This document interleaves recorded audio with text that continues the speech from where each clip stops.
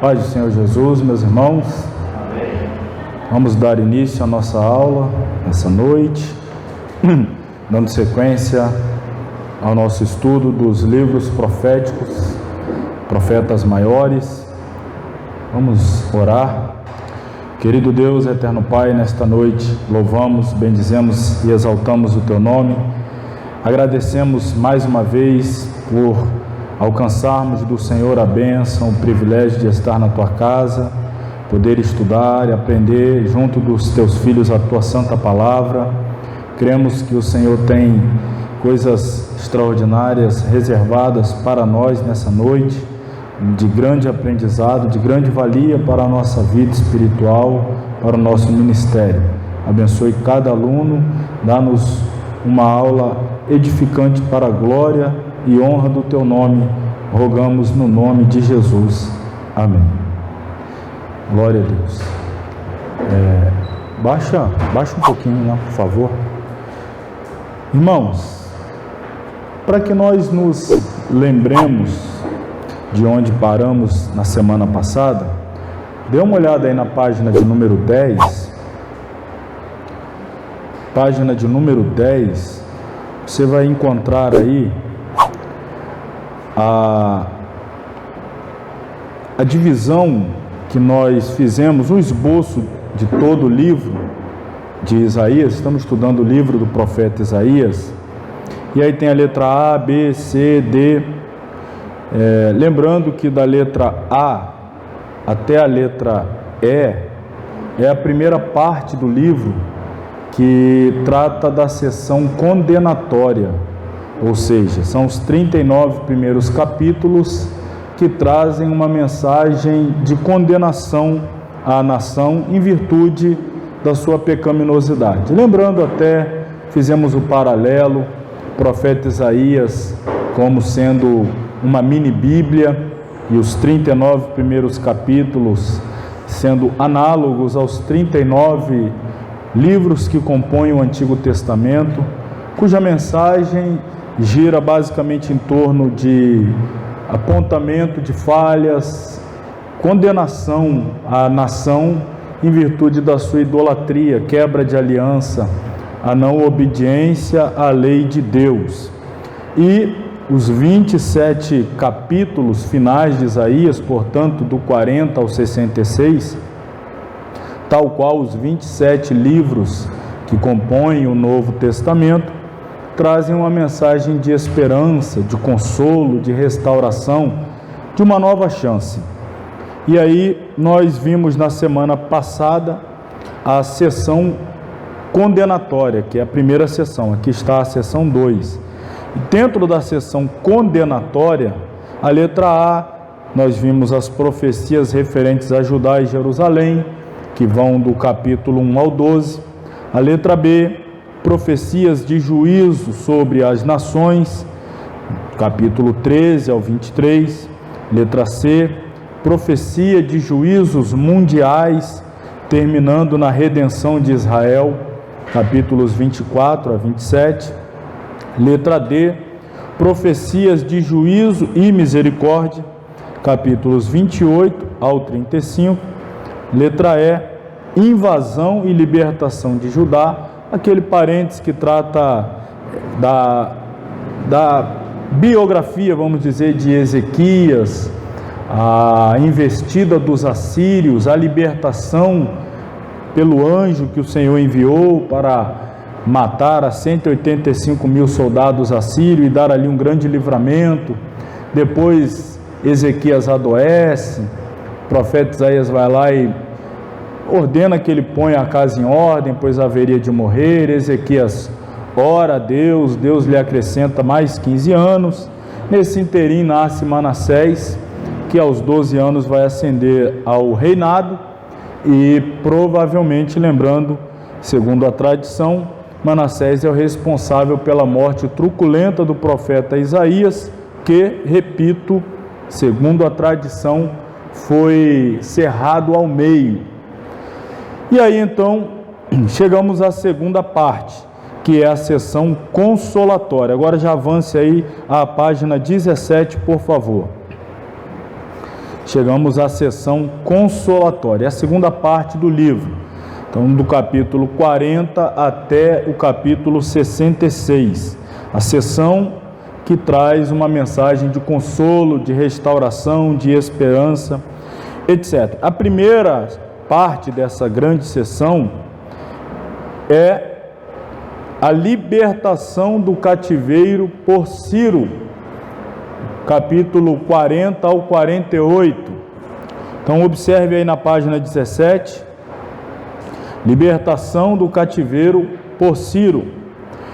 Esta sessão prediz a libertação de Israel, mais especificamente Judá, do cativeiro babilônico por Ciro, rei dos persas, que derrubou o Império Babilônico.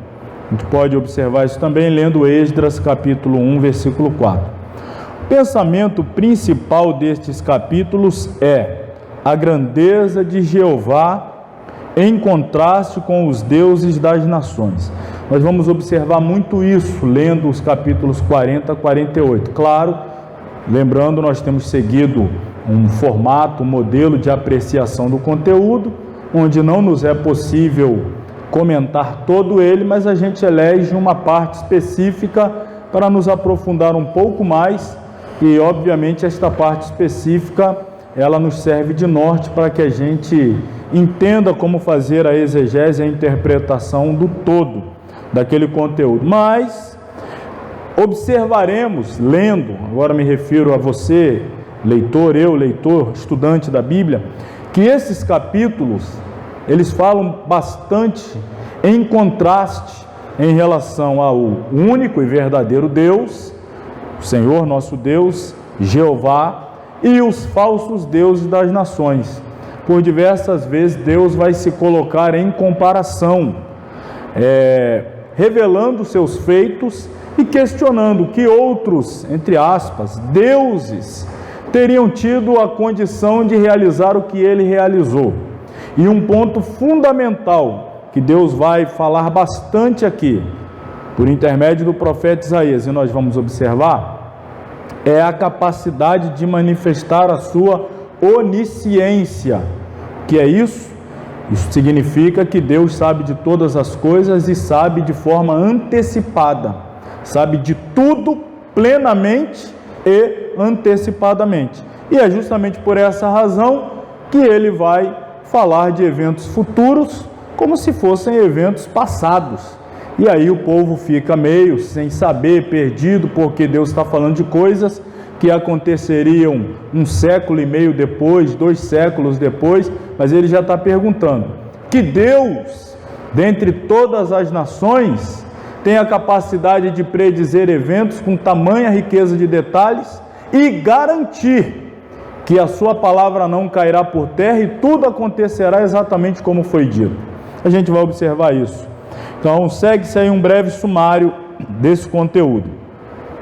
O capítulo 40 é o principal desta sessão, porque dá a virada, não é? Dá esse ponto de guinada entre a sessão condenatória e a sessão consolatória. Exorta-se ao profeta que console a Israel em vista do libertador vindouro, da grandeza de Jeová e do seu poder em dar forças aos exaustos. O pensamento central do capítulo 41 é o poder de Jeová demonstrado, como eu já havia antecipado aqui, demonstrado pela sua habilidade de predizer acontecimentos futuros. Terceiro, Jeová profetizou a libertação temporal de Israel por meio de Ciro, dos capítulos 42, 1 a 43, 13, e promete uma libertação espiritual por meio do Messias. A lei da dupla referência. Ao mesmo tempo que o profeta está falando de uma libertação literal que aconteceria num futuro breve, ele também está apontando para uma libertação espiritual que manifestar-se-ia num futuro mais remoto. A lei da dupla referência. Quarto lugar, a libertação espiritual há de efetuar-se por meio da extinção dos pecados de Israel pela graça de Deus. Esta é a mensagem dos capítulos 43, 14 ao 44, 23. Em quinto lugar, os capítulos 44, 24 até o final do 45 apresentam uma descrição da missão do libertador de Israel, Ciro, o libertador de Judá, Ciro, o rei Ciro dos Medos e dos Persas, que haveria de triunfar sobre os babilônicos, enfim, que aqui é o símbolo do Messias. Deve ter-se em conta que Ciro foi comissionado e cognominado pelo Senhor há aproximadamente 150 anos, eu destaquei aí em letra negrita, 150 anos antes de seu nascimento. Ciro não havia nascido e Deus disse: eis que eu levanto o meu servo Ciro. E o pessoal está perguntando: quem é Ciro? Quem é Ciro? Cadê o Ciro? Nunca ouvi falar. Alguém conhece? Não, passou um ano, passou 10, passou 20, passou 50, 100, 150 anos depois o Ciro nasceu. E Deus falou: já levantei para libertar o meu povo. Perceba. Aliás, diga-se de passagem, quando Deus disse que tinha levantado Ciro para libertar o seu povo, sequer o seu povo tinha sido levado em cativeiro. E aí é uma outra questão. E o povo pergunta: libertar a gente do quê? Nem ainda em cativeiro haviam entrado e Deus já havia preparado o libertador. Então isso é profundamente interessante se observar como Deus, ele de forma muito antecipada, ele revela os seus feitos e o seu poder também garante que tudo aconteça exatamente como ele proferiu. Os capítulos 46 e 47 descrevem os juízos de Deus sobre a Babilônia, o captor e opressor de Judá. E repitem, tudo isso sem que o cativeiro houvesse ocorrido. Isaías morre e o povo não tinha ido a cativeiro babilônico. Isso vai acontecer nos dias de Jeremias, que é o próximo profeta a ser estudado. Mas Isaías vai falar da ida, da volta, do juízo sobre o povo que levaria em cativeiro, a nação que haveria de libertar, o nome do libertador. Tudo isso Deus já deixou previamente revelado através dos lábios do profeta Isaías. Sétimo lugar, o argumento do capítulo 48 é o seguinte: como Jeová, aproximadamente 150 anos antes, havia predito a destruição, a restituição da independência de Israel do jugo da Babilônia por meio de um príncipe pagão, os desterrados não podiam dizer que foi o poder dos ídolos que fez com que Ciro os libertasse. Então, mais uma vez fica claro, fica evidente que só Deus pode realizar tais feitos. As falsas divindades, os deuses pagãos, não têm a mínima condição de fazê-lo. Haja vista não serem oniscientes, onipotentes, onipresentes, em resumo, não são Deus. Vamos lá, começar aqui uma análise de um desses capítulos. Vamos começar aí o capítulo 40. Está escrito assim, está aqui o slide para os irmãos acompanharem, o Isaías 42, versículos 1 a 9. Eis aqui o meu servo, a quem sustenho, o meu eleito, em quem se compraz a minha alma. Pus o meu espírito sobre ele, juízo produzirá entre os gentios. Não clamará, não se exaltará, nem fará ouvir a sua voz na praça. A cana trilhada não quebrará, nem apagará o pavio que fumega. Em verdade, produzirá o juízo, não faltará, nem será quebrantado, até que ponha na terra o juízo, e as ilhas aguardarão a sua doutrina. Assim diz Deus, o Senhor, que criou os céus e os estendeu, e formou a terra, e tudo quanto produz, que dá respiração ao povo que nela está, e o espírito aos que andam nela. Eu, o Senhor, te chamei em justiça, e te tomarei pela mão, e te guardarei, e te darei por conserto do povo, e para a luz dos gentios, para abrir os olhos dos cegos, para tirar da prisão os presos do cárcere e do cárcere os que jazem em trevas. Eu sou o Senhor. Este é o meu nome. A minha glória, pois, a outrem não darei, nem o meu louvor às imagens de escultura. Eis que as primeiras coisas passaram, e novas coisas eu vos anuncio. Antes que venham à luz, vô-las faço ouvir. Olha aqui, eu já destaquei bastante essa questão aqui, ó. Eu sou o Senhor, este é o meu nome. A minha glória, pois, a outrem não darei. É um texto que a gente fala muito, usa muito. Claro, a gente aplica ele num contexto aonde queremos evidenciar que homem algum pode querer, sequer imaginar a possibilidade de tocar ou de arrogar para si a glória que é exclusiva de Deus. Mas nós precisamos entender o texto à luz do seu contexto. Deus está fazendo predições futuras, Deus está revelando acontecimentos que moverão toda a geopolítica mundial daquela época. Deus está falando de nomes, Deus está falando de reinos, derrotando outros reinos, e Deus está dizendo, esta glória de revelar previamente acontecimentos futuros, eu não permitirei que seja atribuída a outros deuses, porque eles não podem fazer isso, eles não podem anunciar, e ainda que anunciem, tirando de trás da orelha, inventando, eles não têm poder para garantir que aquilo que eles falam vai se cumprir exatamente como falou. Mas Deus está dizendo, eu sou o Senhor, a minha glória não darei a outro, nem o meu louvor à imagem de escultura.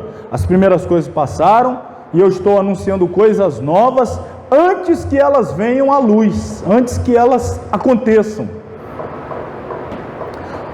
Claro que há uma revelação aqui do Messias, a gente percebe uma profecia que não é muito comum no Antigo Testamento, que é enviar um servo para ser luz em meio aos gentios.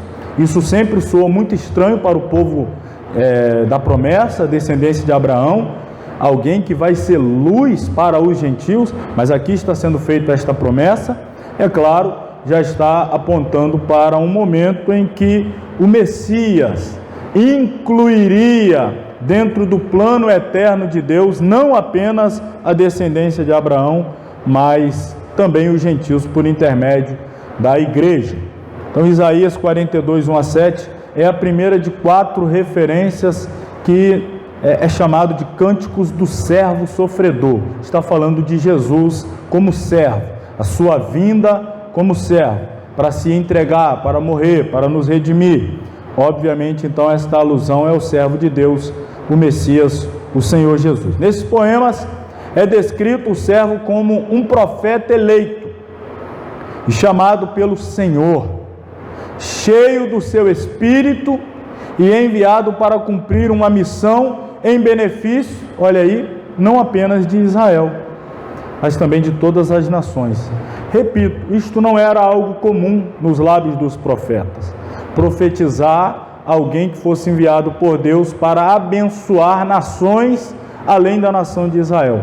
Mas Deus já está começando a falar, dentro dessa sessão consolatória, que o consolo viria, mas não apenas para Israel, mas ele enviaria o consolo para todas as nações. Jesus, ele é este, a gente poderia fazer aqui esse paralelo. Deus, o Pai, enviou Jesus como um consolador, e Jesus enviou o Espírito Santo como consolador. Mas Jesus ser chamado de consolador, você não lembra quando ele fez a promessa? Eu enviarei outro consolador. Se é outro consolador, então ele era o consolador. Esta é a sessão consolatória. Por que consolatória? Ela traz uma mensagem de consolo a quem não tem mais esperança. Ela traz uma mensagem de salvação a quem está chafurdado na perdição do pecado. Ela traz uma mensagem de salvação ao perdido, luz aos gentios. Que esperança teriam os gentios? Mas o servo que o Senhor está levantando, o Messias, sofredor, o Consolador, ele virá e será luz para as nações. Para levar a cabo a sua missão, deve passar por muitos sofrimentos, mas o Senhor o sustém com o seu poder e ao final o eleva a uma dignidade tal que provoca a admiração de reis e nações, como Paulo relata escrevendo aos Filipenses, que ele foi obediente até a morte de cruz, pelo que Deus Pai o exaltou e lhe deu um nome sobre todo nome, para que o nome de Jesus todo joelho se dobrasse, o céu na terra e debaixo da terra, e toda língua confesse que Jesus Cristo é o Senhor. Então primeiro ele se humilha, ele sofre, ele se entrega e depois ele é exaltado. O Novo Testamento cita repetidamente esses cânticos do servo sofredor e os interpreta como uma antecipação profética da pessoa e obra de Cristo. Então, irmãos, observe, tudo aquilo pelo que Jesus passou estava profetizado acerca dele. Havia uma dificuldade da nação em aceitar um servo sofredor, um Messias sofredor, porque a expectativa dos seus corações, e eles estavam sendo enganados pelos seus corações, o que eles queriam era um Messias libertador e implantador do reino. Mas este Messias libertador e implantador do reino, primeiro veio como sofredor, vai voltar como rei. Só que Israel não se dispôs a aceitar o sofredor, não foi solícito a um Messias que sofresse tudo aquilo que Jesus sofreu. Por isso, acabaram por negá-lo, por rejeitá-lo. Por meio do ministério do servo, ou é por meio do ministério do servo que Deus realizará seu grande plano de salvação para o mundo. Deus o escolheu, levantou e capacitou para ser bem-sucedido em sua missão. Por causa da morte e da ressurreição de Jesus Cristo, um dia haverá um reino glorioso e Deus promulgará o direito para os gentios, as nações. Então, primeiro ele vem como sofredor para garantir então que as nações, os gentios, possam ter acesso ao reino. Ele sofre porque no seu sofrimento ele abre a porta para que os gentios possam ter direito ao reino. A mensagem dele, por isso, não era diferente. Arrependei-vos, porque é chegado a vós o reino. É chegado aquele que vai dar a vocês acesso ao reino. É chegado aquele que vai inseri-los no reino. Mas para tal, necessário foi o seu sofrimento. Eu sou o eterno, zeloso da minha glória, que rejeito imagens fabricadas, e bem-sucedido nas minhas predições. Eu sou Yod-He-Vav-He, Jeová, este é meu nome. Isso aqui é o texto que nós lemos, porém, em uma outra tradução.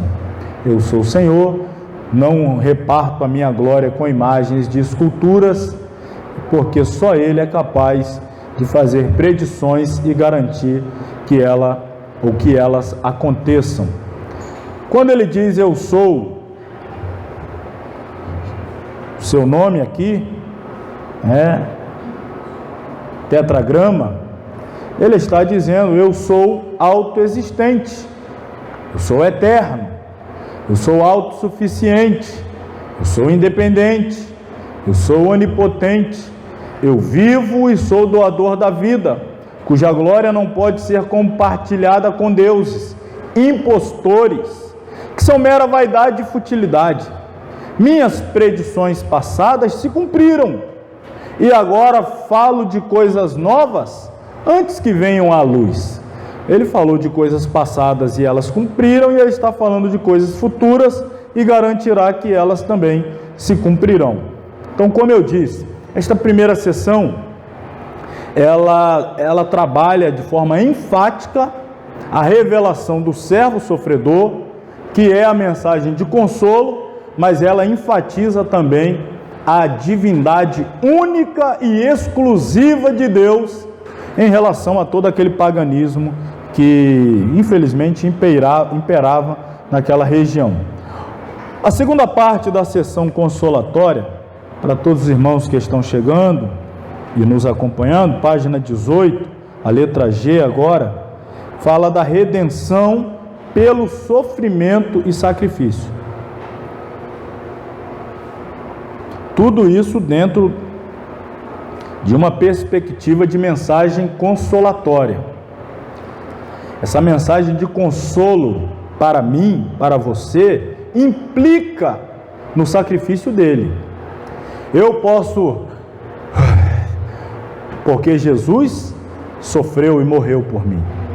Você pode respirar aliviado, significa ter a certeza de que você não está debaixo da ira de Deus, porque Jesus se colocou em nosso lugar como alvo da ira de Deus.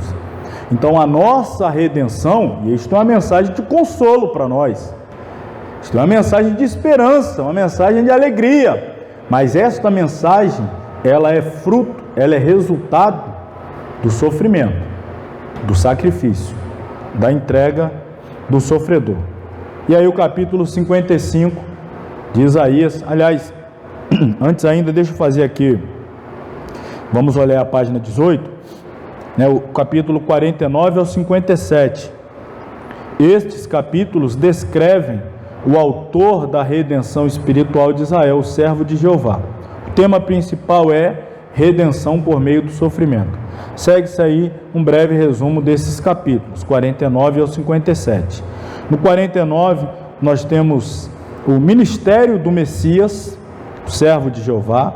No 50, nós temos a humilhação do Messias, justamente pelo Israel rebelde, que o rejeita.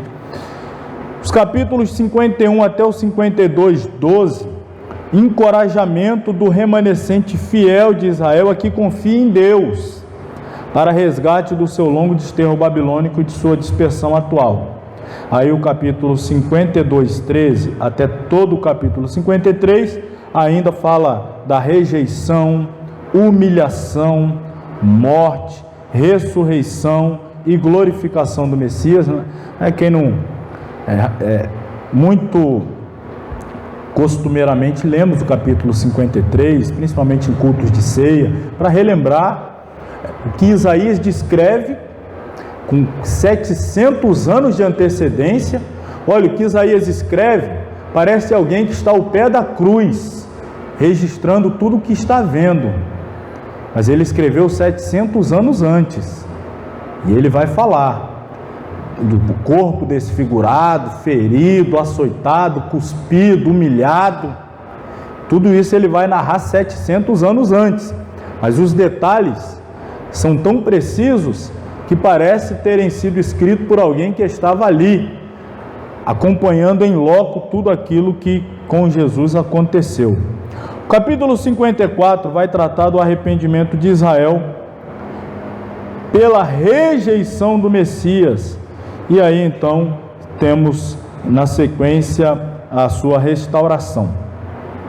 Os capítulos 55 e 56, e nós vamos falar dele aqui, vai tratar do arrependimento de Israel, o resultado da restauração de Israel. Todas as nações chamadas a crerem no Messias. Aí a porta agora se abrindo às nações.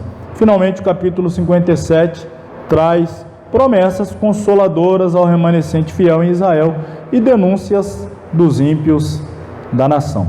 Então vamos falar aí dessa parte, subseção 6, o resultado da restauração, todas as nações chamadas a crerem no Messias. Capítulo 55 está aqui, versículos 1 e 2, você pode acompanhar. Eu sempre recomendo que acompanhe também na sua Bíblia, porque de repente, de automático, você já anota, puxa, não sei, né? Eu faço isso com a minha. Eu risco, rabisco, escrevo, anoto. De repente você não gosta de fazer assim, pode fazer no seu livrinho, aí no material e tal, mas de repente você já não perde isso aqui, já anota lá. Ó vós todos os que tendes sede, vinde as águas. E vós que não tendes dinheiro, olha o convite, para quem não tem dinheiro, hein?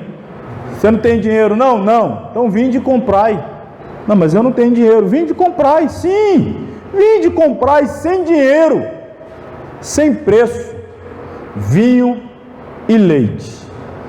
Já chama a sua atenção, vou falar daqui a pouco. Ó.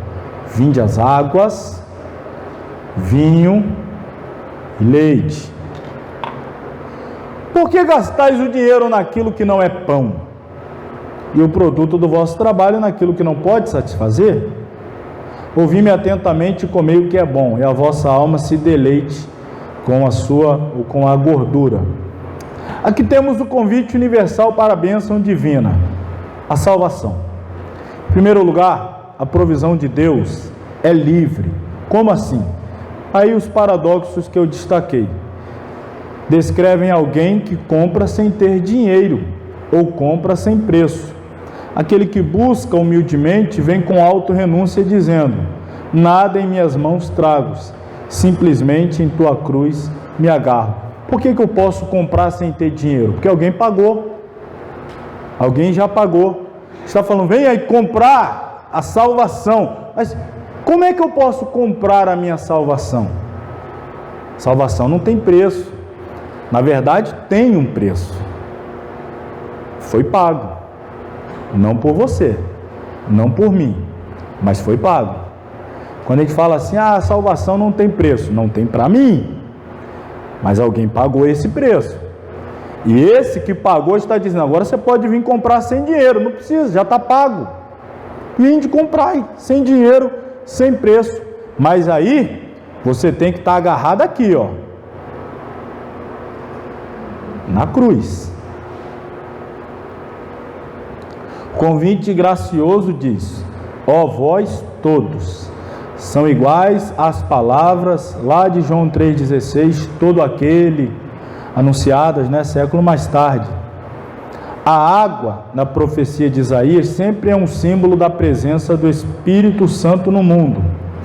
Água é para os sedentos, leite é para fortalecimento e crescimento, vinho é para regozijo e felicidade. Ele está prometendo a quem quer água, o Espírito Santo. Claro, para que eu possa receber o Espírito Santo, eu passei pela cruz, fui salvo, aí eu passo a ter direito à água, Espírito Santo. Agora eu preciso do leite, crescimento, amadurecimento, avanço, e também a vinho, alegria no Espírito, gozo no Espírito. Não mais satisfação na carne, mas satisfação em realização no Espírito. É esse o convite que está sendo feito. Ainda os versículos 3 a 5. Inclinai os ouvidos, dá atenção, e vinde a mim. Ouvi, e a vossa alma viverá. Porque convosco farei um concerto perpétuo, dando-vos as firmes beneficências de Davi. Eis que eu o dei como testemunha aos povos, como príncipe e governador dos povos. Eis que chamarás a uma nação que não conheces, e uma nação que nunca te conheceu correrá para ti, por amor do Senhor teu Deus e do Santo de Israel, porque ele te glorificou. Versículos 6 a 8. Buscai ao Senhor enquanto se pode achar, invocai-o enquanto está perto. Deixe o ímpio o seu caminho, e o homem maligno os seus pensamentos, e se converta ao Senhor, que se compadecerá dele. Torne para o nosso Deus. Por quê? Porque grandioso é em perdoar. Porque os meus pensamentos não são os vossos pensamentos, nem os vossos caminhos os meus caminhos, diz o Senhor. Bom, agora é o momento da maior oportunidade. Agora, o Espírito Santo está clamando: vinde, buscai. Estamos vivendo o tempo da graça, é o tempo da oportunidade, é o tempo que as nações estão sendo convidadas, é o tempo que o Evangelho está sendo disseminado por toda a terra. O convite está sendo feito. Pode vir e comprar. Como? Sem preço, sem dinheiro. Essa é a grande oportunidade. A palavra de Deus é viva, é poderosa, ressoa no meio da comunidade como o som da trombeta. Agora Deus oferece comida e bebida ao faminto e sedento. Ele está perto. Jesus garantiu essa aproximação. Deus não está mais distante como na antiga aliança. Na nova aliança, Deus está perto, está disposto a ser encontrado, está se apresentando, está se revelando. Ao invés de se ocultando, está se revelando. Deus está querendo ser encontrado e Ele que está chamando: me busquem. Hoje Ele está pronto a perdoar. Ele aponta o pecado, aponta o caminho da restauração e já diz: eu quero perdoar. Olha, você cometeu esse pecado, mas eu quero te perdoar. Já podia dar o juízo, mas Ele está dizendo: eu quero te perdoar. Arrepende. Se você se arrepender. Mas se o seu amor perdoador é rejeitado, amanhã apenas a sua ira poderá ser encontrada. E é isso que torna tão urgente ao homem buscar e invocar o Senhor e voltar-se a Ele em arrependimento. O maior pecado que se pode cometer na dispensação da graça é justamente a rejeição, a oferta que nos é feita a todo tempo, o tempo todo. Nós erramos, falhamos, pecamos e Deus está o tempo todo nos chamando a nos arrepender e ser perdoado. Deus está o tempo todo ofertando redenção, restauração, purificação através do sangue, através do Espírito que está tentando aí, operando, tentando convencer. Quando eu falo tentar, não estou dizendo que ele tem alguma incapacidade, lhe falte habilidade. Estou falando dessa forma por causa da dureza dos corações. Mas ele está operando a obra de convencimento do pecado, da justiça, do juízo, quebrantando. E o homem então, uma vez quebrantado, sensível à obra do Espírito Santo, recebe o banho do sangue, a restauração.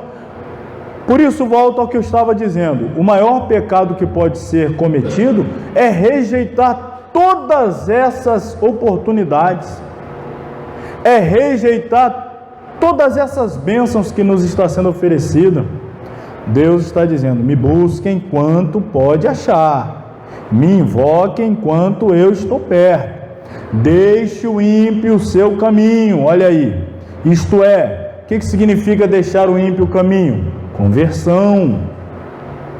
O homem maligno deve abandonar os seus pensamentos ou propósitos impuros.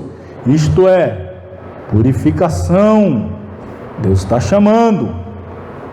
A recompensa prometida ao arrependimento sincero é compaixão. Deus está dizendo: se você mudar o seu caminho e os seus pensamentos, da minha parte eu garanto que vocês vão alcançar misericórdia e perdão abundante.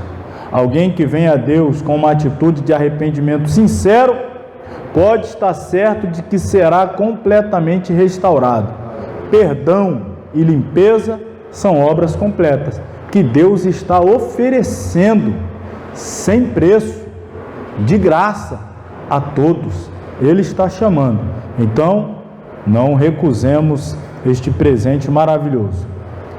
E aí nós terminamos lá dizendo, meu pensamento não são os vossos, nem o meu caminho, os vossos caminhos. E aí continua: porque assim como os céus são mais altos do que a terra, aí diz Deus, assim são os meus caminhos mais altos do que os vossos caminhos, e os meus pensamentos mais altos do que os vossos pensamentos.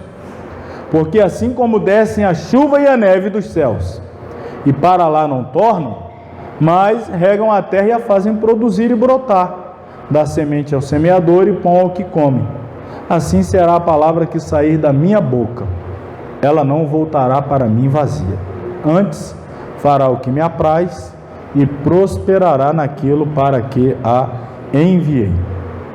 Deus tem poder para vigiar sobre a sua palavra, para que ela se cumpra.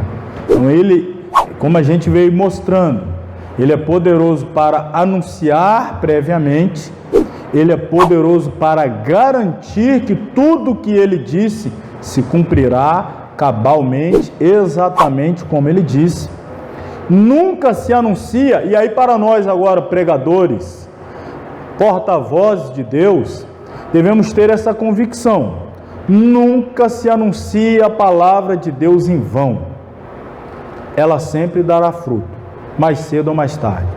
A palavra de Deus é como a chuva, é como a neve. Você já viu a chuva chover para cima? A neve cair para cima? Não volta, não volta. Depois que ela é enviada, ela cumpre a sua função.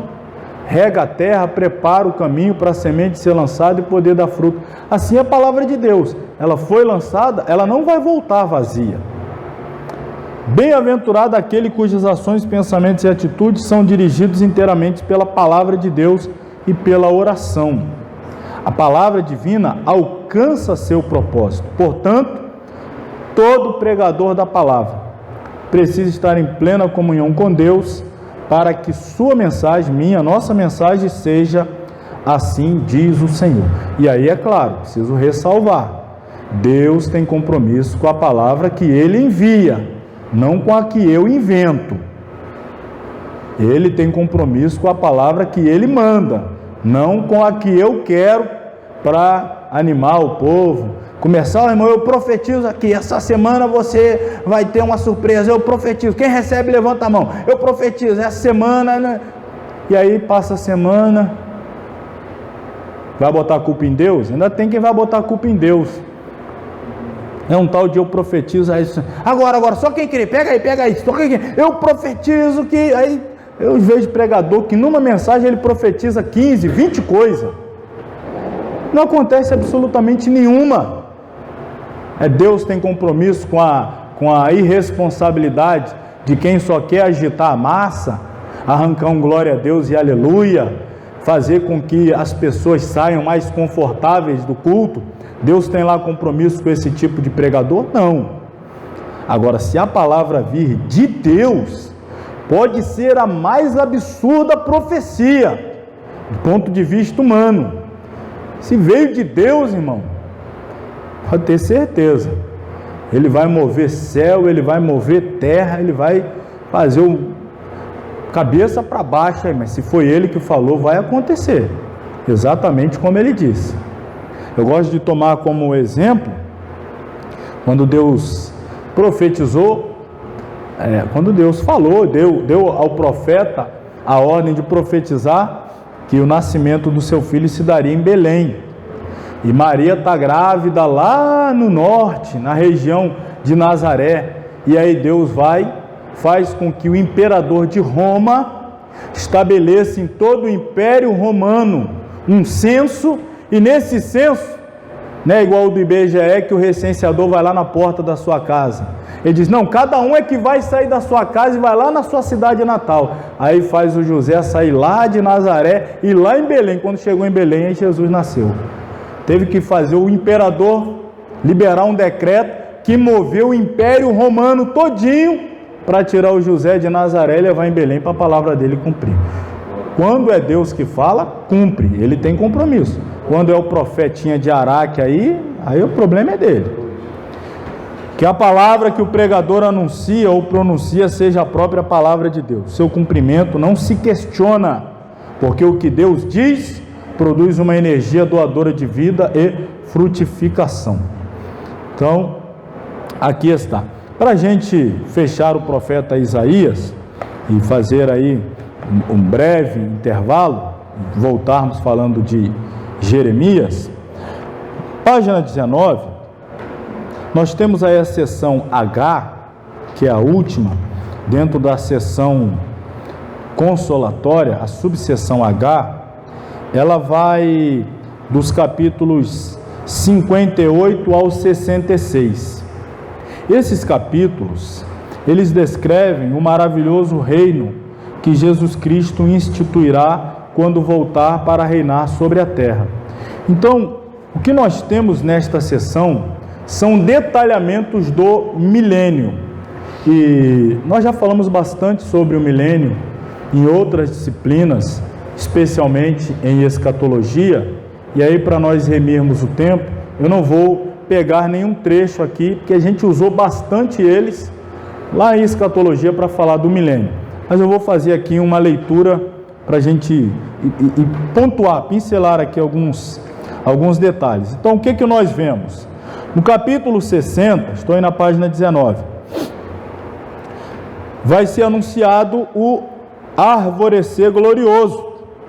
Vai falar sobre um novo dia que começará.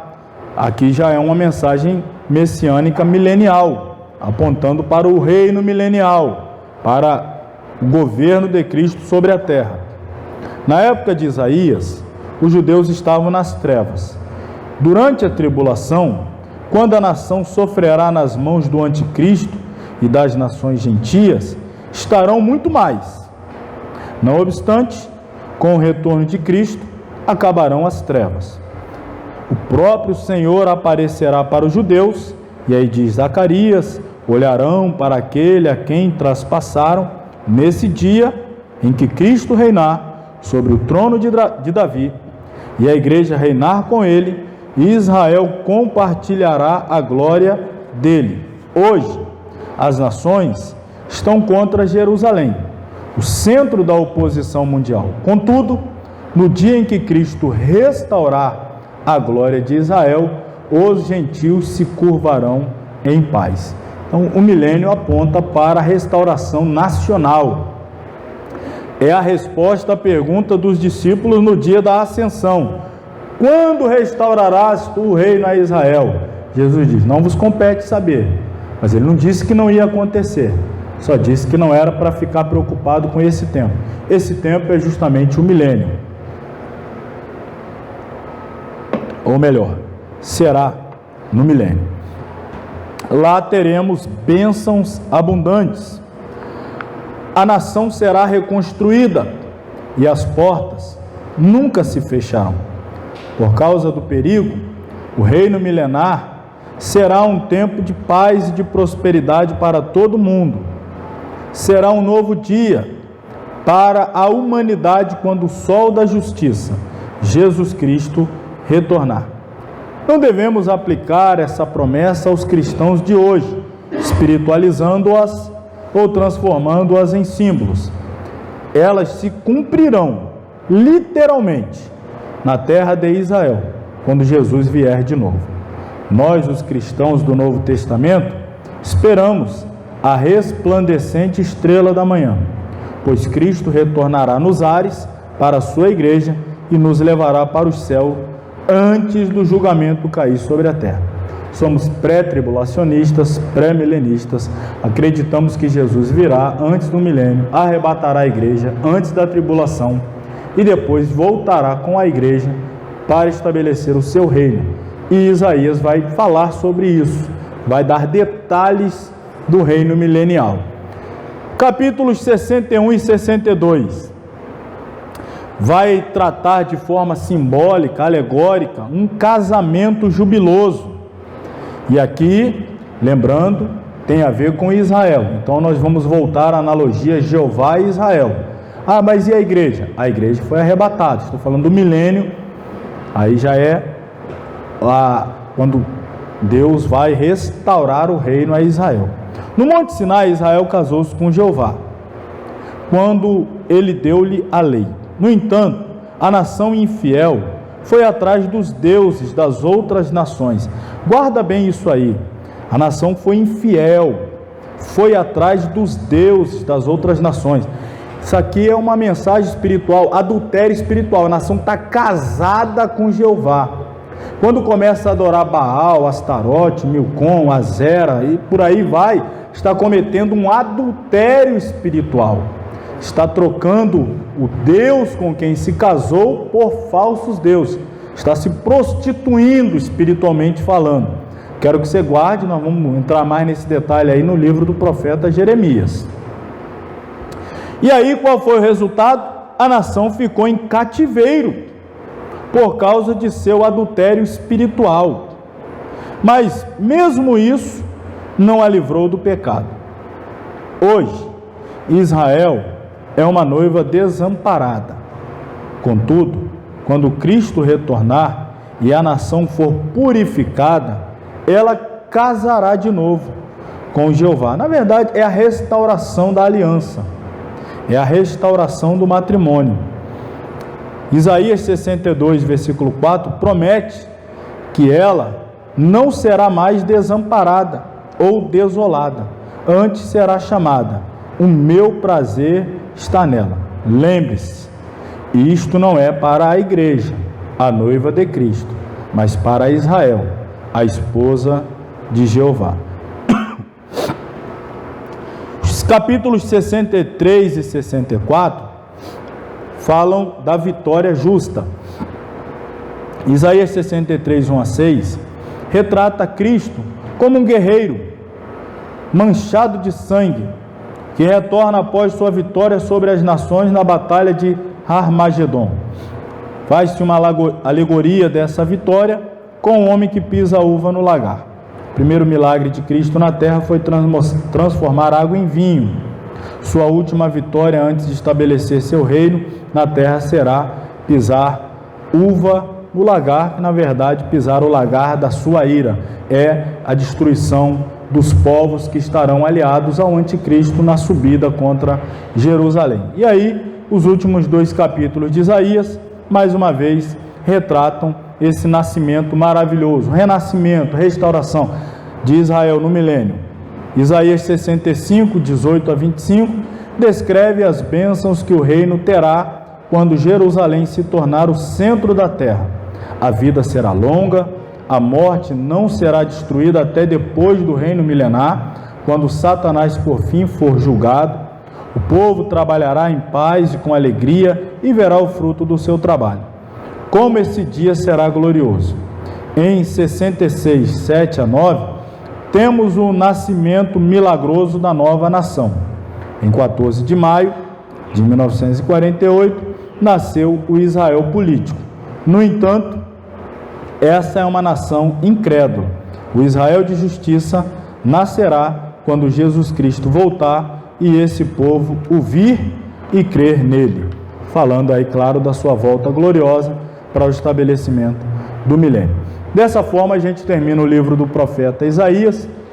Nós vamos aí ao intervalo e no retorno falaremos do capítulo 2, profeta Jeremias.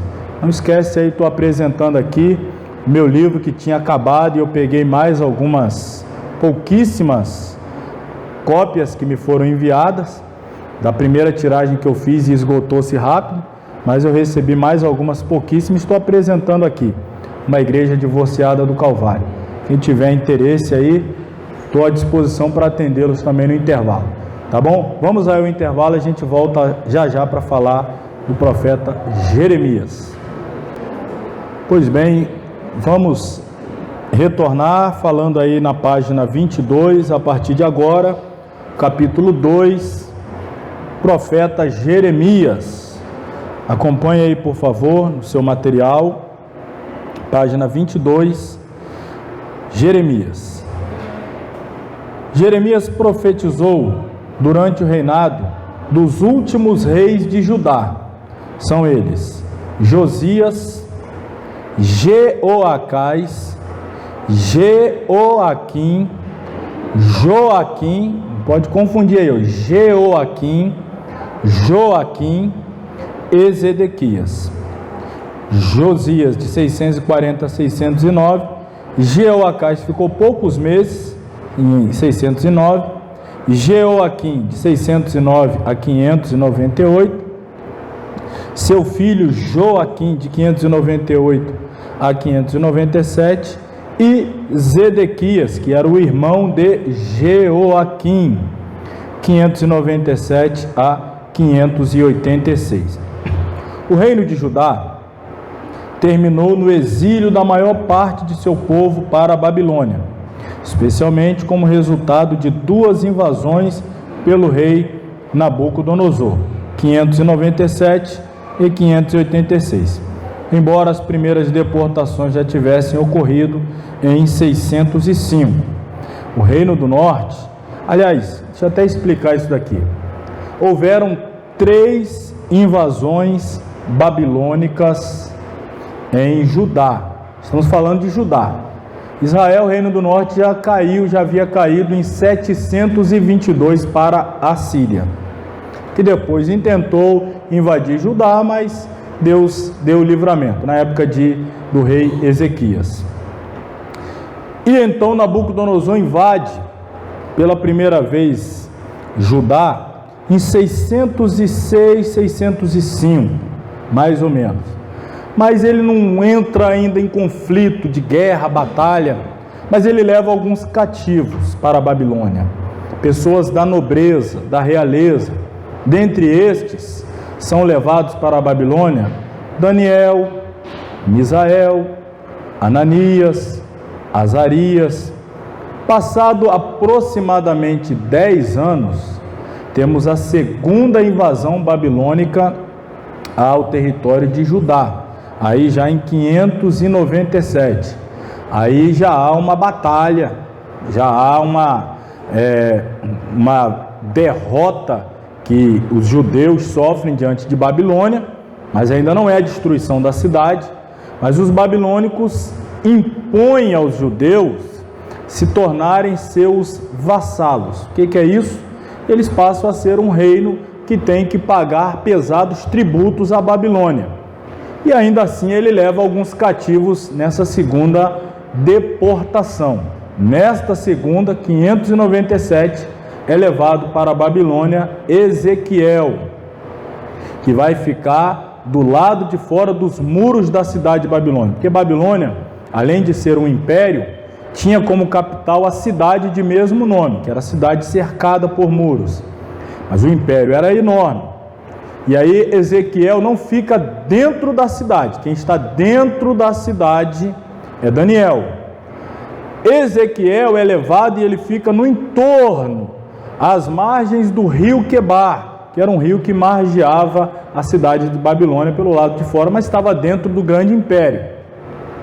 A terceira invasão é a derradeira, é para derrubar tudo, destruiu os muros, destruiu a cidade, destruiu o templo, saqueou todas as riquezas do templo. Essa foi a última, 587, 586. Então, Deus tinha um profeta a seu serviço dentro dos muros de Babilônia, seu nome Daniel. Deus tinha um profeta a seu serviço no entorno de Babilônia, às margens do rio Quebar, seu nome Ezequiel. E Deus tinha um profeta a seu serviço no meio daqueles que estavam sofrendo humilhação em Jerusalém, seu nome Jeremias. Deus sempre tem alguém para falar em seu nome em qualquer situação. Os remanescentes, sempre Deus os tem. Vamos lá. O Reino do Norte, Israel, tinha sido conquistado pelos assírios um século antes de Jeremias iniciar o seu ministério. A própria Síria caiu diante da Babilônia em 612. Assim, o Reino do Norte nunca foi restaurado. Jeremias anunciou a vinda do julgamento de Deus sobre o seu povo e viveu para testemunhar o cumprimento de sua profecia.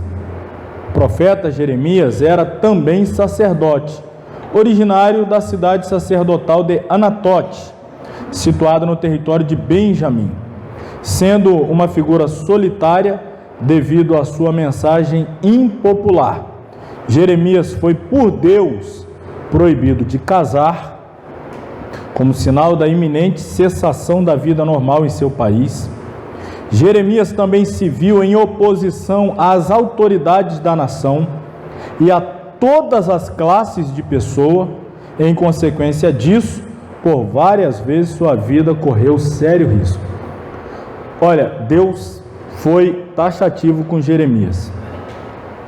Proibiu ele de casar, por quê? Porque a mensagem dele era que a vida social acabaria.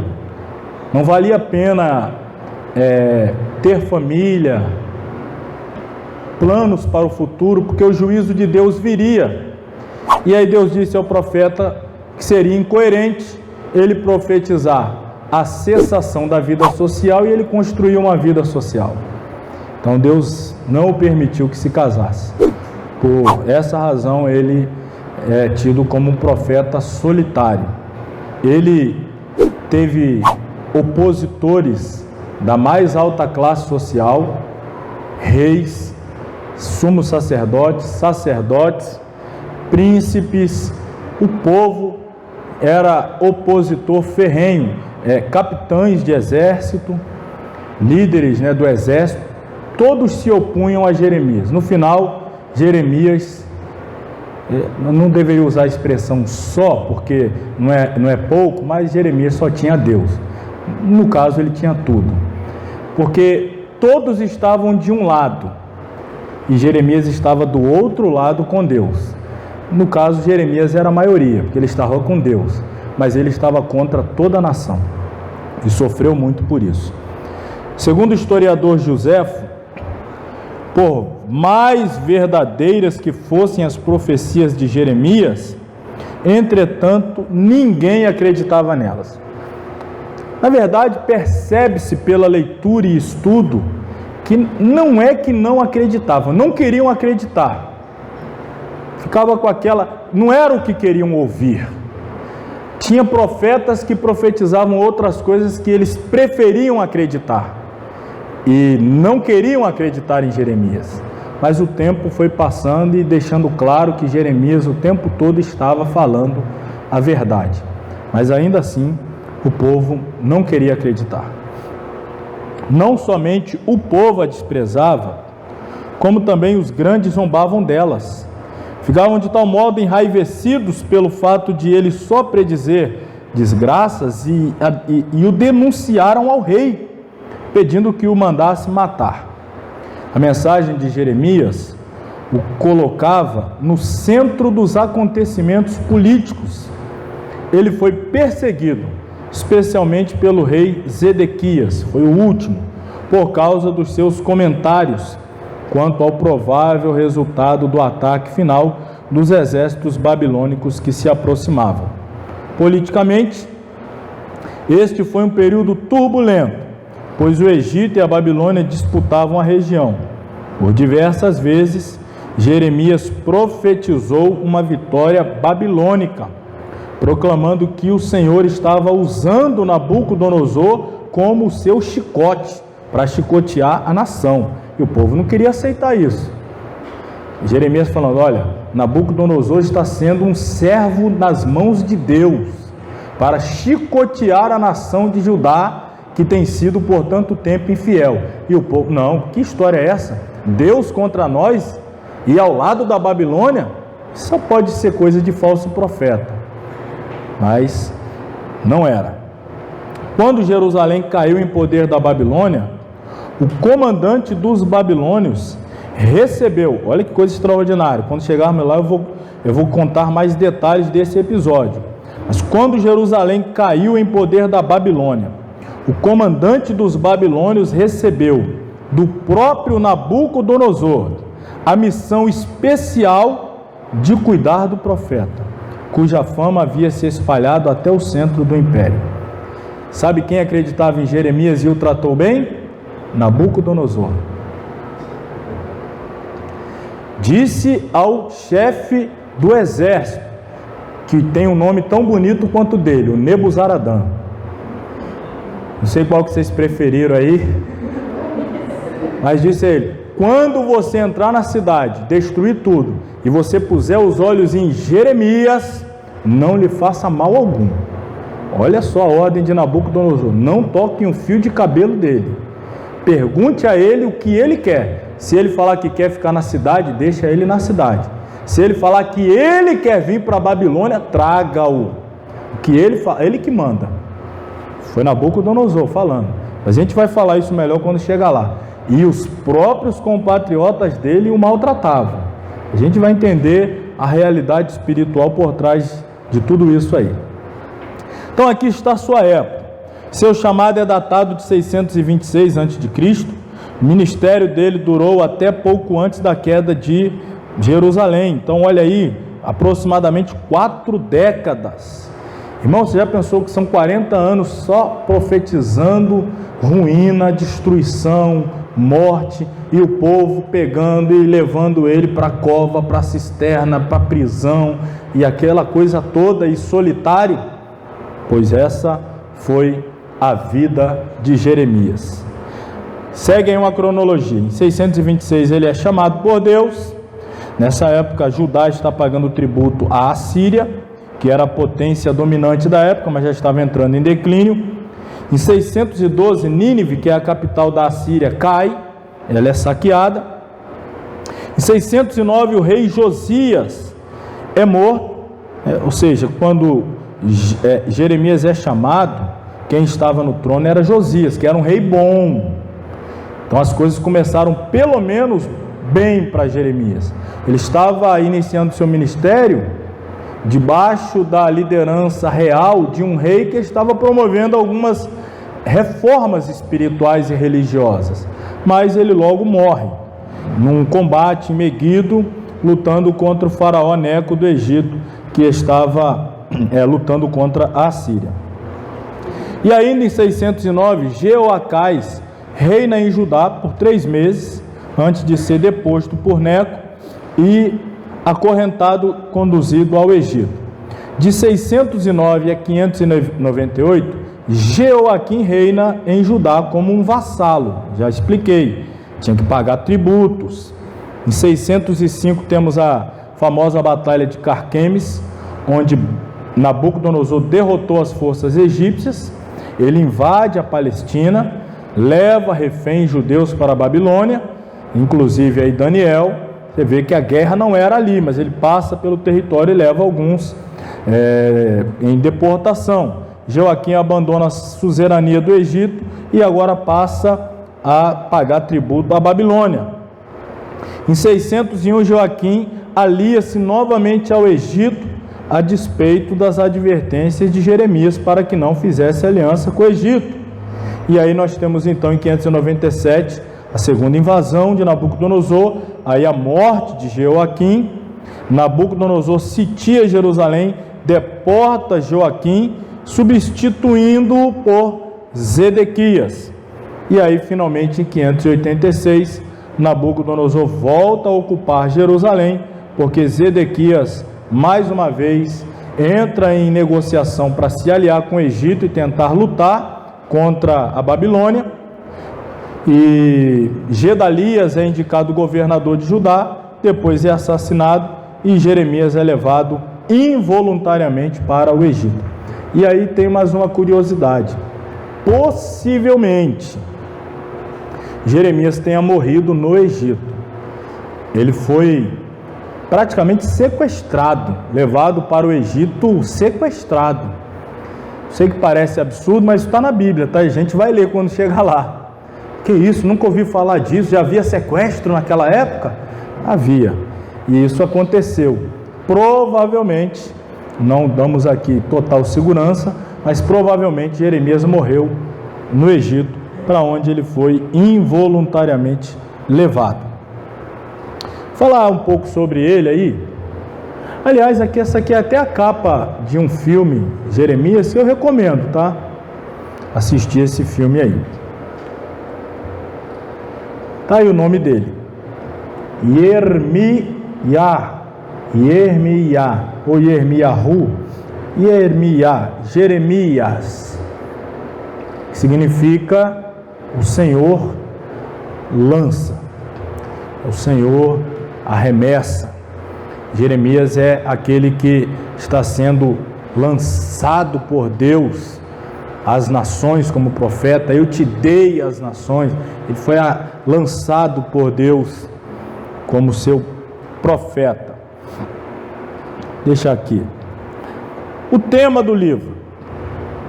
Tanto Isaías como Jeremias levaram mensagem de condenação ao Israel apóstata. Enquanto que o tom de Isaías é vigoroso e severo, o de Jeremias é moderado e suave.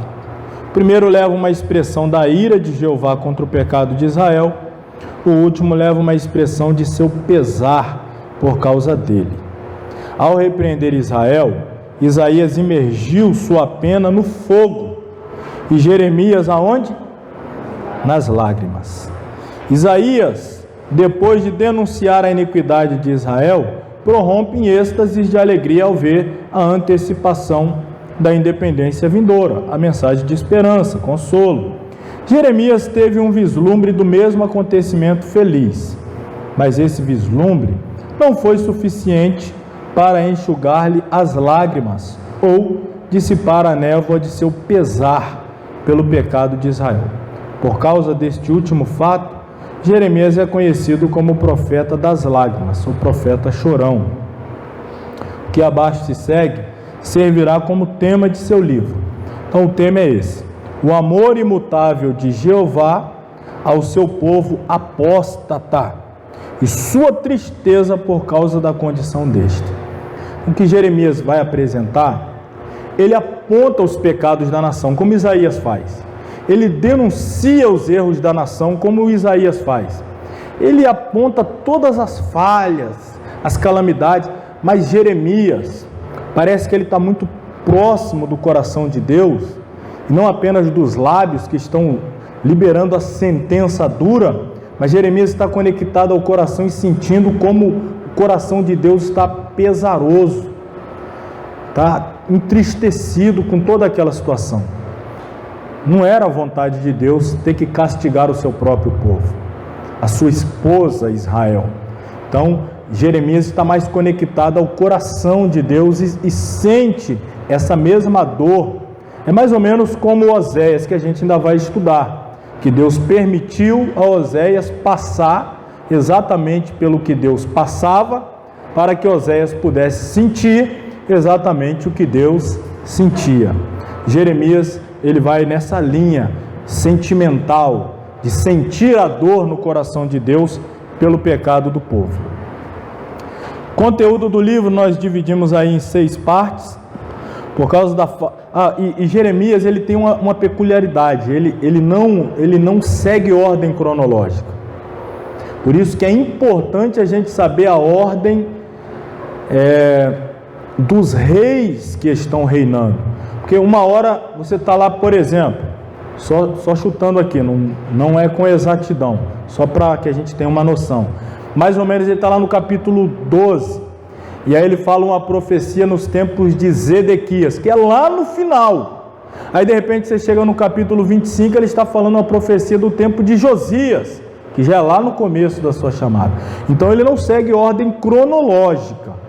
Não é assim, o capítulo 1 é o início da chamada, o 2 ainda está lá no início. Não, ele vai profetizando, está registrado as profecias, mas para a gente entender mais ou menos a cronologia, precisamos entender quem eram os reis, aí você vai saber mais ou menos em que tempo, em que época. É mais trabalhoso estudar Jeremias pela falta da cronologia. Então, como é que nós organizamos? Da seguinte maneira: capítulo 1 é a chamada dele, sua comissão. Do capítulo 2 ao 25, nós temos várias mensagens de repreensão a Judá, em várias épocas, mas o que tem em comum é que são mensagens de repreensão a Judá. Independente de quem estava reinando, a tônica é a mesma, repreendendo a nação. Do 26 ao 39, nós temos mensagens detalhadas de repreensão e de juízo e de restauração. Os capítulos 40 a 45 já são mensagens que são proferidas depois que a nação já foi levada para o cativeiro. 46 ao 51, tal qual nós vimos em Isaías, profecias referentes às nações. E o último capítulo, 52, ele faz uma retrospectiva da razão pela qual a nação foi levada em cativeiro. Pois bem, vamos começar aí falando do chamado e da comissão de Jeremias. Em primeiro lugar, vamos entender qual era a sua origem. Jeremias pertencia a uma família sacerdotal que morava na tribo de Benjamim, mais especialmente na cidade de Anatote. Se você retroceder lá ao livro de Josué, quando Josué reparte a terra para as tribos e vai repartir dentro das porções destinada a cada tribo, partes para serem destinadas aos levitas, aos sacerdotes. Por quê? Porque eles não tiveram uma parte exclusiva deles. Nós não temos uma porção que era destinada exclusivamente à tribo de Levi. Perdão. Mas eles se espalharam. Dentro do território de Judá, 3, 4, 5 cidades eram destinadas a levitas. Dentro do território de Efraim, 4, 5, 6. Dentro do território de Manassés, mais algumas. Dentro do território de Benjamim, algumas cidades. E lá vai falar da cidade de Anatote, destinada aos levitas e sacerdotes. E Jeremias é dali, bem perto de Jerusalém. Era muito próximo a Jerusalém. Segundo lugar, a época do seu ministério. Ele começa com o reinado de Josias e profetiza até a época do cativeiro babilônico. Sua chamada, Deus o chama para ser um profeta, internacional. Isso mesmo. Profetizar às nações, mas só juízo. Quarto lugar, sua investidura, inspirado por Jeová. Quinto lugar, a sua comissão, o seu principal motivo ministerial, profetizar a queda e a restauração das nações, em especial Judá. Sexto, sua mensagem a Israel, profetizar a vindoura, a próxima invasão babilônica, que já na primeira visão era simbolizada por uma panela fervendo, e a iminência, a brevidade que esse acontecimento se concretizaria, que na visão foi simbolizada por uma vara de amendoeira. As palavras animadoras de Jeremias, proteção contra perseguição. Dá uma olhada aqui, por favor. Está aí alguns versículos do capítulo 1. O Senhor disse a Jeremias: antes que eu te formasse no ventre materno. O que significa isso? Deus está dizendo: Jeremias, antes que eu trabalhasse naquela massa informe, dentro do ventre da sua mãe, eu já tinha decidido o que você seria, eu já tinha te escolhido. Na realidade, o Senhor não chama Jeremias para convidá-lo a exercer missão profética. Jeremias foi chamado, apesar do termo que ele usa, sou uma criança, já te antecipo, ele tinha mais de 20 anos de idade. Aquela expressão ali era uma expressão que pode ser usada, que significa inexperiente, ainda não casou, ainda não tem família, é alguém que ainda não tem experiência, nem sacerdotal, porque ele não tinha chegado à idade de começar o seu exercício sacerdotal. E ele tenta se esquivar dizendo: olha, eu sou alguém que... A mesma desculpa de Moisés: não sei falar, sou inexperiente, não tenho habilidade. Mas Deus não aceitou a desculpa de Jeremias. Deixou claro para ele que antes que ele ainda tivesse sido formado, Deus está dizendo a ele que deu a ele a vida justamente com a expressa finalidade de fazer dele um profeta. Então Deus não está conversando com esse moço de 20 anos perguntando: e aí, Jeremias, como é que vai as coisas? Está tudo bem? E a família? E os planos para o casório? Tem uma proposta, o que você acha de ser profeta? Não foi um convite. Vou pensar. Tá bom, pensa lá, depois me dá a resposta. Não foi um convite. Deus apenas disse a Jeremias: você só existe porque quando eu te formei para essa finalidade. Não existe outra finalidade para a sua vida que não ser profeta. Eu estava trabalhando naquela massa informe. Sua mãe não sabia se ia ser menino, se ia ser menina, se ia vingar, se ia nascer vivo, se ia nascer morto. Sua mãe não sabia, mas eu já sabia. Profeta. Meu profeta. Então Deus deixa claro isso para Jeremias. Lá no ventre eu te consagrei. Essa expressão traduz o verbo hebraico kadash, que a gente conhece o kadosh, que significa santificar, preparar, dedicar ou separar. Então, nesse contexto, sugere a ideia de ser predestinado. Não confunda com predestinação para a salvação. Deus não predestina uns para ser salvos, outros para ser perdidos. Agora, quando se trata de usar, Deus usa a soberania dele e escolhe. Deus pode escolher, quero usar esse. Não, para esse ministério não quero usar esse. Esse eu quero para outro ministério. Nesse sentido, Deus escolhe quem Ele quer para usar de forma específica. Uns, como diz até no Novo Testamento, a uns Ele deu para profeta, a outros para pastor, a outros para mestre. Aí a escolha é soberana. Então aqui, Deus está colocando ele à parte para o cumprimento da missão, e a missão é profética, para ser profeta. Então disse eu: Ah, Senhor Jeová, eis que não sei falar, não passo de uma criança, me inclua fora dessa, pelo amor de Deus. Irmão, todo chamado com um pouquinho de juízo que tinha, tentava se esquivar do chamado. Todo chamado que tinha um pouquinho de juízo e sabia o que representava ser um chamado, tentava se esquivar do chamado. Você vai perceber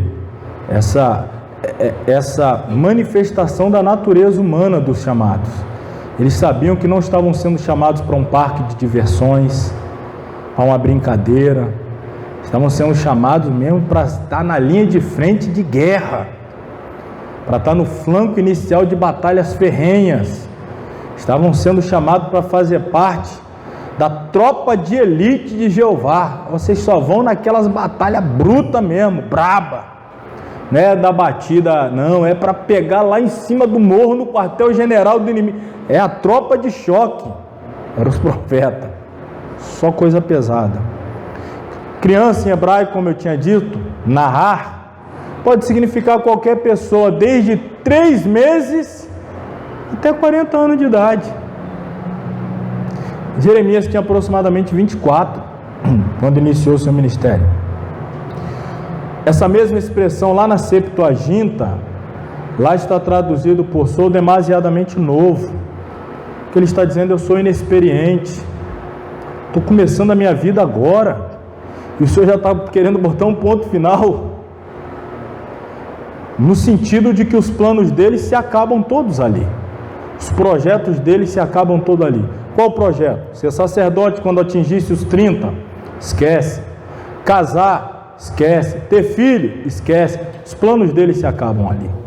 Os planos de Deus é que vão começar a ter total proeminência. E aí Deus diz assim: olha, eu te escolhi, eu já te dei as nações, você é um presente meu para as nações, não tem como revogar isso, te dei as nações como profeta. Olha, Jeremias, eu estou te colocando neste dia sobre as nações, sobre os reinos. Olha a posição do profeta, você está acima das nações, você está acima dos reinos. Mas por que ele está acima? Porque Deus vai falar com ele para ele falar com as nações. Deus vai falar com ele para ele falar com reis. Deus vai falar com ele para ele falar com sacerdotes. Deus vai falar com ele para ele falar com o povo. Então Deus colocou ele nessa posição intermediária, acima das nações, acima dos reinos. Para quê? Primeiro, arrancar. E para derribar. E para destruir. E para arruinar.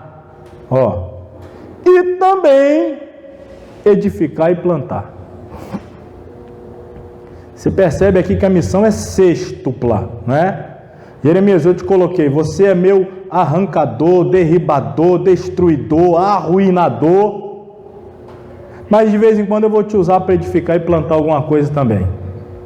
Mas via de regra, eu vou te usar para arrancar, para derribar, para destruir, para arruinar.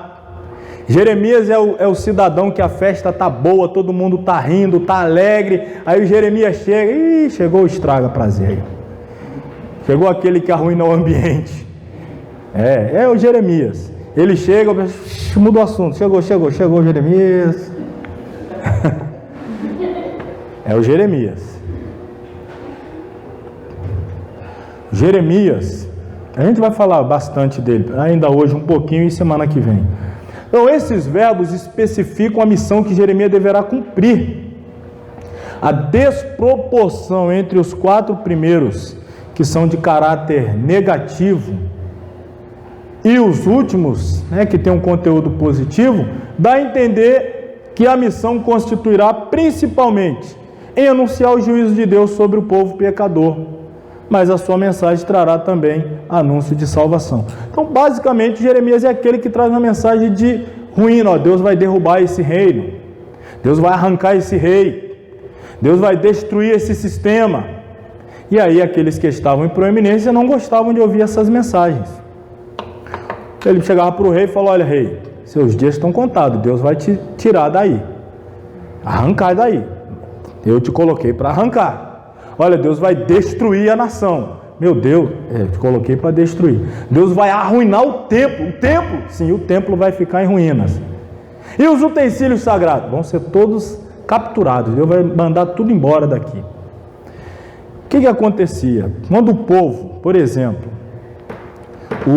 o exército judeu se preparava para a peleja contra o exército babilônico, aí estão lá no campo de batalha, treinando, amolando espada, treinando tiro ao alvo lá com arco e flecha, sei lá as ferramentas que eles usavam, a lança e tal. Aí Jeremias está fazendo isso tudo à toa, vocês vão perder a batalha.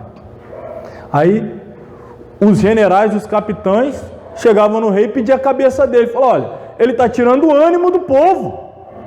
Ele está tirando a coragem do povo de lutar. A gente está aqui treinando, se esforçando, encorajando, dizendo que vai.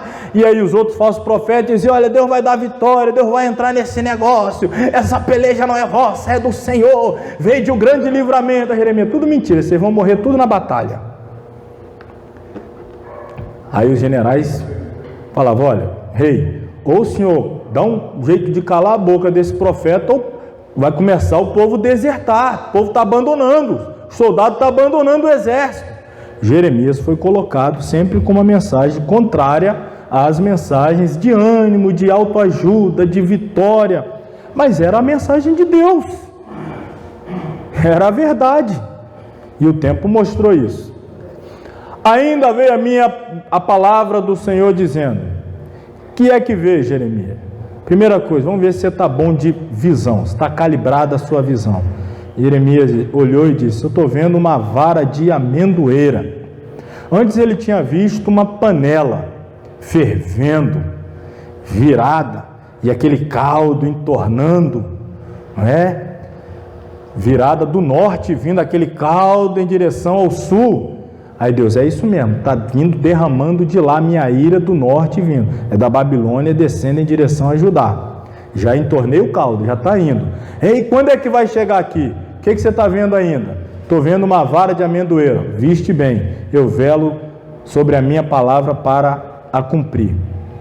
A vara de amendoeira, para a gente entender o simbolismo, ela é a primeira que floresce antecipando-se à primavera.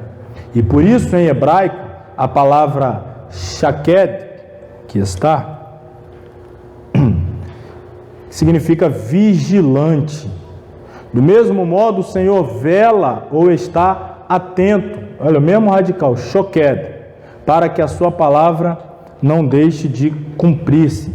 A vara de amendoeira, ela floresce antes de chegar a primavera. Ela já está dizendo: a primavera já está chegando. E ela já salta na frente. Floresce primeiro. Quando Jeremias vê, Deus está dizendo: é isso mesmo, o juízo já está vindo, já foi derramado e já vai chegar, não vai demorar muito, e eu velo sobre a minha palavra, ela vai se cumprir, o juízo vai alcançar a minha nação, a nação de Judá. Duas visões carregadas de simbolismo completam o relato. A primeira se refere à eficácia da palavra de Deus, que o profeta deve proclamar. A segunda tem relação com o conteúdo dessa palavra, isto é, com a mensagem que ela anuncia, a velocidade, a rapidez com que se cumpriria. Em ambos os casos, a revelação divina chega através de dois objetos familiares e cotidianos, que são uma vara de amendoeira e a panela ao fogo. Aí, Deus continua dizendo: tu, pois, cinge os teus lombos e levanta-te, e dize-lhes tudo quanto eu te mandar. Não desanimes diante deles, porque eu farei com que não temas na sua presença. Cingir os lombos. O que significa isso? É uma palavra que aparece muito na Bíblia. Qual é o seu significado? Cingir os lombos equivale a envolver ou enrolar um cinto a longa e larga veste oriental. É mais ou menos o usado cinto. Hoje, para nós ocidentais, homens que usam calça, olha lá, a calça está frouxa, o camarada bota o cinto para apertar a calça para ela não cair. Mas vamos lembrar daquela época, que era aqueles vestidos longos, tanto homem quanto mulher. E aquele vestido que cobria inclusive o pé. E a pessoa, nos seus afazeres cotidianos, poderia facilmente se embaraçar, pisar na barra ali, tropeçar, cair. Quando ele tinha que ter agilidade em suas atividades, ele suspendia um pouquinho mais o vestido, amarrava ele, então isso é cingir o lombo, para que ficasse ali na altura ali do meio da canela, vamos dizer assim, dando a ele mais liberdade, mais capacidade de ter habilidade, velocidade, rapidez na execução de suas tarefas. Então o que Deus está dizendo é: cinge os lombos significa preparação para uma ação enérgica, ou preparação para grande conflito. A ordem de Deus é para que o profeta não desanime, ou seja, ele não deve ser abatido ou disperso pelo terror ou ansiedade. E aí, mais ou menos assim termina as palavras de Deus a Jeremias no chamado: porque eis que te ponho hoje primeiro, cidade forte. Glória a Deus, hein? Deus dizendo para Jeremias: eu estou te colocando como uma cidade forte. Hoje eu estou te colocando, Jeremias, como uma coluna de ferro. Que bênção, né? Hoje eu estou te estabelecendo como um muro de bronze. Coisa linda, né? Contra toda a terra. Você vai ter um bocado de inimigo, tá? Reis contra os reis, contra os príncipes. Acabou até a bateria aqui. Contra os sacerdotes. Em resumo, contra o povo da terra. Só vai ter só esses inimigos: os reis, os príncipes, os sacerdotes, o povo da terra. Mas eu estou te colocando como cidade forte, coluna de ferro, muro de bronze. Por que Deus está usando a linguagem figurada, dizendo que Jeremias é como uma cidade forte, como um muro de bronze ou como coluna de ferro? Deus está dizendo: eu estou te colocando hoje com capacidade de apanhar bastante e não cair. Uma cidade forte, as pessoas têm que ficar muito dia em volta dela, tentando para derrubar ela. Mesma coisa é uma coluna de ferro ou um muro de bronze. Eles vão tentar bater. Deus já está antecipando: você vai apanhar muito, mas você vai ficar firme. Você vai apanhar dos reis, você vai apanhar dos sacerdotes, você vai apanhar de príncipes, você vai apanhar do povo de toda a terra, mas você vai continuar de pé. O ministério de Jeremias seria ao mesmo tempo ofensivo, arrancar, derribar, fazer, mas também ter aquela condição de estar pronto para defesa, apanhar, sofrer a crítica, o tempo todo sendo chamado de falso profeta, charlatão, mentiroso. Disseram que ele era vendido à Babilônia, tinha sido contratado por Nabucodonosor para profetizar tudo aquilo, para desestimular a própria nação a lutar contra a Babilônia. Chamavam ele de vendido, não patriota. Tudo isso o livro vai dizer. Ele ouvia tudo isso. Deus apresenta o ministério de Jeremias como símbolos de objetos fortes e até inquebráveis, pois os inimigos que teriam de enfrentar não iria facilitar em nada a sua vida. Pelo contrário, iriam colocá-lo em risco todo o tempo.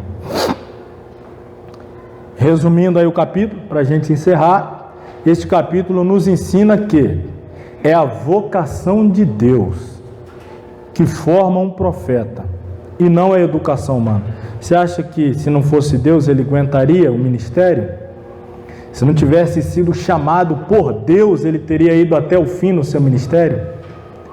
É Deus que o chama, é Deus que inspira a sua pregação, é Deus que protege, é Deus quem determina a forma da sua ação. Obedecer à vocação já traz consigo o poder para cumpri-la, mas desobedecer produz a derrota total. Jeremias só teria paz obedecendo, teria dificuldade, mas teria Deus ao lado dele. Desobedecendo, sabe-se lá o que seria dele, tendo Deus como inimigo, como toda a nação tinha. E ele escolheu ficar do lado de Deus. Não foi fácil, é uma decisão difícil, dificílima. Essa a gente vai começar a ver na próxima aula, que essa decisão começou por afetar os seus relacionamentos familiares. Ele foi perseguido dentro de casa, que foi o que mais lhe feriu e produziu nele, inclusive, em certa ocasião, desejo de parar, porque os ataques que mais machucam são daqueles que estão mais próximos de nós. E Jeremias sofreu isso, mas venceu. Tudo isso falaremos continuaremos falando a partir da próxima semana. Então, na próxima aula. E aí, não esquece de trazer lenço não, porque nós vamos chorar junto com o Jeremias um bocado aqui, viu? Ele chorou de lá, a gente vai chorando daqui. Meu Deus, como é que aquele povo era ruim, maltratava o tadinho do Jeremias. A gente vai, se Deus permitir, nos aprofundar na próxima aula. Vamos encerrar então, convido a todos a se colocarem sobre os pés. Muito obrigado por comparecer a mais esta aula, que Deus abençoe.